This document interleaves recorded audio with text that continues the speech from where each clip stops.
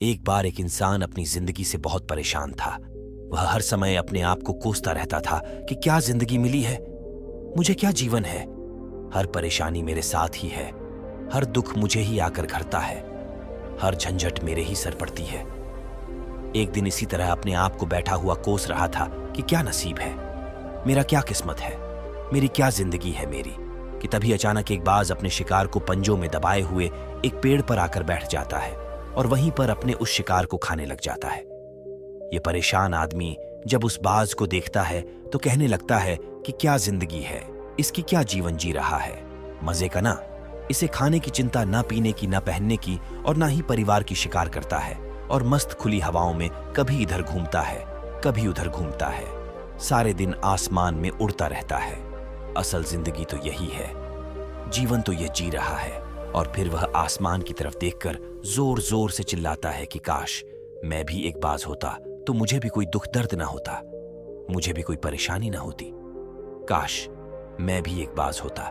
जब वह 2 से 3 बार जोर जोर से चिल्लाता है कि काश मैं भी एक बाज होता तो मुझे भी कोई दुख ना होता, मुझे भी कोई परेशानी ना होती, तो अचानक आसमान में बिजली कड़कने लग जाती है और आसमान से आवाज आती है कि हे इंसान, क्या यह हमने सच सुना कि तू हमारी दी हुई जिंदगी से परेशान है और तू एक बाज बनना चाहता है। तो इस आकाशवाणी को सुनकर यह इंसान हैरान रह जाता है और आसमान की तरफ देखकर कहता है कि हाँ, मैं सच में अपनी इस जिंदगी से बहुत परेशान हूँ, क्योंकि हर परेशानी मेरे साथ ही है, हर दुख मुझे ही है, हर तकलीफ मेरे ही साथ है। तो आसमान से फिर आवाज आती है कि हे इंसान, एक बार फिर सोच ले, हमने तुझे बड़ी प्यारी जिंदगी दी है, लेकिन अगर फिर भी तू चाहता है कि हम तुझे बाज बना दें तो हम तुझे बाज बना देंगे, लेकिन अगर एक बार हमने तुझे बाज बना दिया तो फिर हम तुझे बाज से इंसान दोबारा नहीं बनाएंगे। तो ये आदमी तुरंत जवाब देता है कि मैंने अच्छी तरह से सोच लिया है कि मुझे बाज ही बनना है, और एक बार बाज बनने के बाद मैं दोबारा कभी नहीं कहूंगा कि मुझे इंसान बनना है। तभी ऊपर से आवाज आती है कि जैसे तुम्हारी इच्छा, और वह इंसान बाज बन जाता है। बाज बनते ही वह इंसान खुली हवाओं में उड़ने लगता है, कभी उड़ता हुआ इधर चला जाता है, कभी उड़ता हुआ उधर चला जाता है और सोचता है क्या मजे की जिंदगी है। असल जिंदगी तो यही है ना, कोई चिंता ना कोई परेशानी, ना कोई डर। वह सारा दिन ऊंचे आसमान में उड़ता रहता है, 2-3 मिनट पंख मारता है, उसके बाद पंख मारना बंद कर देता है और लंबे समय तक हवाओं में तैरता रहता है। इसी तरह हवाओं में तैरते हुए शाम का समय नजदीक आ जाता है, तो वह सोचता है कि मेरे पास रहने का एक ठिकाना भी होना चाहिए, मेरा अपना एक घर होना चाहिए जहां मैं रात में आराम कर सकूं। तो यह सोचकर वह छोटी छोटी लकड़ियां इकट्ठा करने लग जाता है और एक ऊंचे पेड़ पर अपना घोंसला बनाने लग जाता है। एक एक लकड़ियां इकट्ठा करके वह अपने लिए एक सुंदर सा घोंसला तैयार कर लेता है और रात में उसी में सो जाता है और सोचता है सुबह उठकर शिकार भी करूंगा, और सुबह उठकर फिर से मौज मस्ती भी करेंगे, खुली हवाओं में उड़ेंगे।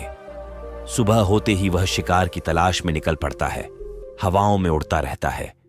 ऊपर से जाकर देखता है कि कहीं जमीन में मुझे कोई शिकार नजर आए तो मैं तुरंत जाकर उसे दबोच लूं और वहीं पर खा लूं, लेकिन उसे कोई शिकार नजर नहीं आता।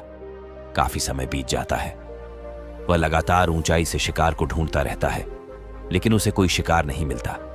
फिर पास एक जंगल होता है, यह उस जंगल में चला जाता है, यह सोचकर कि शायद वहां कोई अच्छा सा शिकार मेरे हाथ आ जाए। यह जंगल के ऊपर उड़कर शिकार को ढूंढता रहता है, जंगल के अंदर जाकर भी शिकार को ढूंढता है, लेकिन इसे वहां भी कोई शिकार नहीं मिलता। शाम का समय नजदीक आ जाता है, तो मायूस होकर वापस अपने घोंसले की तरफ लौट रहा होता है कि रास्ते पर थक कर एक पेड़ के ऊपर बैठ जाता है। जब यह उस पेड़ के ऊपर बैठा होता है तो उसकी नजर एक बीमार चिड़िया पर पड़ती है जो कि घायल अवस्था में होती है। यह तुरंत जाकर उसे दबोच लेता है, उसके पंख निकालकर अलग कर देता है और उसे खा जाता है।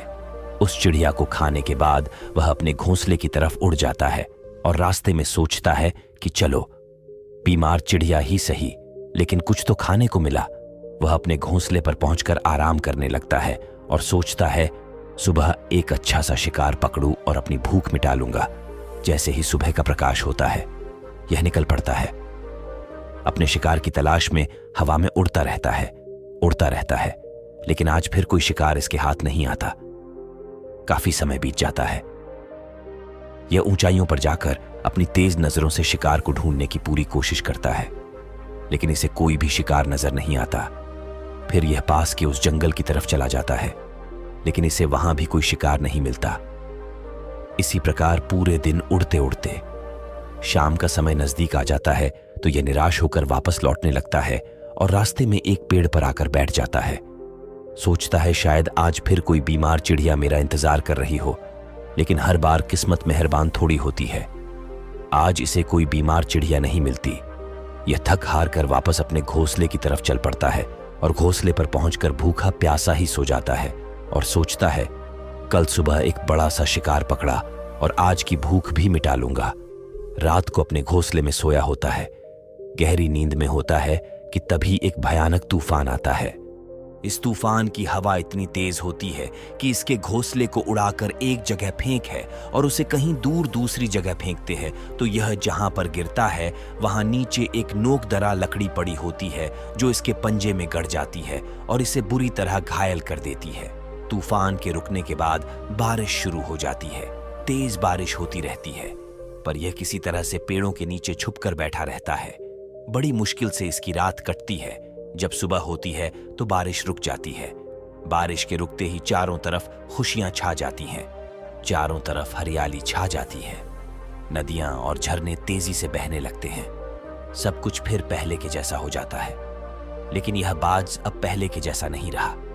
इसका पांव बुरी तरह घायल हो चुका है। इसके पंजे में जो लकड़ी लगी थी उसकी वजह से इसका पंजा बुरी तरह छत बिछत हो गया है। और मैं आपको बता दूं कि बाज का जो पंजा होता है वह उसके शिकार को पकड़ने के लिए सबसे जरूरी होता है, क्योंकि बाज अपने पंजों से ही अपने शिकार को पकड़ता है, दबोच होता है और फिर अपनी चोंच के माध्यम से नोच नोच कर खाता है। लेकिन अब इस बाज का पंजा बुरी तरह से घायल हो चुका था और वह पिछले 2 दिनों से भूखा भी था। यह शिकार की खोज में थोड़ा सा उड़ता है कि शायद फिर कहीं कोई बीमार चिड़िया इसे मिल जाए, लेकिन कहां बार बार कोई बीमार चिड़िया मिलने वाली थी। वह कुछ देर तक उड़ता है, लेकिन फिर भूख और दर्द के मारे थक कर एक पेड़ पर आकर बैठ जाता है। वह पेड़ पर आकर बैठ तो जाता है, लेकिन उसे पता नहीं था कि यहां एक और मुसीबत उसका इंतजार कर रही है। और वह मुसीबत यह थी कि 8-10 कौओं का एक झुंड मिलकर इसे परेशान करने लग जाते हैं। इसके ऊपर आकर इसके घाव में चोंच मारने लग जाते हैं। उन्हें भी पता चल जाता है कि यह बाज घायल है और भूख की वजह से कमजोर भी है। यह बाज उनसे बचने के लिए थोड़ा सा उड़ता है और फिर जाकर बैठ जाता है। उनसे पीछा छुड़ाने का प्रयास करता है, लेकिन वह फिर इसके पीछे आ जाते हैं, तो यह फिर उड़कर थोड़ी दूर चला जाता है, लेकिन वह इसका पीछा नहीं छोड़ते और बार बार इसके पास आकर इसे परेशान करते हैं। कौवे अक्सर बाज के साथ ऐसा करते हैं, लेकिन फिर बाज भी उनके साथ एक खेल खेलता है। जब कौओं का झुंड बाज को परेशान करता है और उनका पीछा नहीं छोड़ता, तो बाज हवा में सीधी उड़ान भरने लग जाता है। वह तेजी से सीधा ऊपर की ओर उड़ने लग जाता है। कौवे भी उसके पीछे उड़ते हैं, लेकिन कुछ देर तक उड़ने के बाद कौवे ऐसी ऊंचाई पर पहुंच जाते हैं जहां पर उन्हें ठीक से ऑक्सीजन मिलनी बंद हो जाती है। उनका दम घुटने लग जाता है, उनकी सांस रुकने लग जाती है, तो फिर वह वहां से ऊपर नहीं जा पाते। पर क्योंकि बाज तो बादलों से भी ऊपर उड़ सकता है, इसीलिए वह तो ऊपर चला जाता है, लेकिन कौवे वहां से ऊपर नहीं जा पाते और वो नीचे आने लगते हैं। तो इस तरीके से बाज उनसे अपना पीछा छुड़ा लेता है। लेकिन ऐसा करने के लिए, इतनी ऊंची उड़ान भरने के लिए इस बाज के पास उतनी ताकत नहीं थी, क्योंकि यह भूखा भी था और घायल भी था। तो यह उड़ता और थोड़ी सी दूर जाकर बैठ जाता और कौवे फिर आकर इसे परेशान करने लग जाते। इसी तरह भूख और घायल हालत में एक दिन गुजर जाता है, दूसरा दिन गुजर जाता है, तीसरा दिन गुजर जाता है, लेकिन इस बाज की हालत में कोई सुधार नहीं हो रहा था। वह बद से बदतर होती जा रही थी। चौथे दिन जब यह बिल्कुल खत्म होने पर आ जाता है, इसके अंदर बिल्कुल ताकत नहीं बचती और इसका शरीर इसका साथ छोड़ने लगता है। तो यह किसी तरीके से उड़कर पास ही इंसानों की एक हॉस्पिटल होती है, उसकी छत पर आकर बैठ जाता है और वहां से आने जाने वाले मरीजों को देखता है और अपने आप से कहता है कि काश आज मैं एक इंसान होता तो ऐसे छोटे मोटे जख्मों का हॉस्पिटल से इलाज करवा लेता, या किसी को बता देता कि मैं भूखा हूं, परेशान हूं, मेरे साथ यह परेशानी है, लेकिन आज मैं एक ऐसा बेजुबान परिंदा हूं जो किसी से कुछ नहीं कह सकता, किसी को अपना दुख नहीं बता सकता, किसी से कोई मदद नहीं मांग सकता। यही बात सोचकर वह उसी छत पे अपना दम तोड़ देता है। वह अपनी जान की कुर्बानी तो दे जाता है, लेकिन साथ ही साथ हमें यह सीख भी दे जाता है कि आपको जैसा बनाया गया है, आप जैसे भी हो उसी में खुश रहो और उसी में बेहतर करने की कोशिश करते रहो, ना कि इस बात से परेशान रहो कि काश में ऐसा होता, काश में वैसा होता, काश मैं यह बन जाऊं। आपको जैसा भी बनाया गया है, आप उसी में अपना सर्वश्रेष्ठ करने का प्रयास करते रहो। दोस्तों, यह कहानी तो काल्पनिक है, लेकिन हमें जीवन का एक बहुत ही महत्वपूर्ण नियम सिखाकर जाती है कि हम जैसे भी हैं अच्छे हैं, बस हमें उसी में अपना सर्वश्रेष्ठ करने का प्रयास करते रहना चाहिए। उम्मीद है कि आपने आज की इस वीडियो से जरूर कुछ ना कुछ सीखा होगा।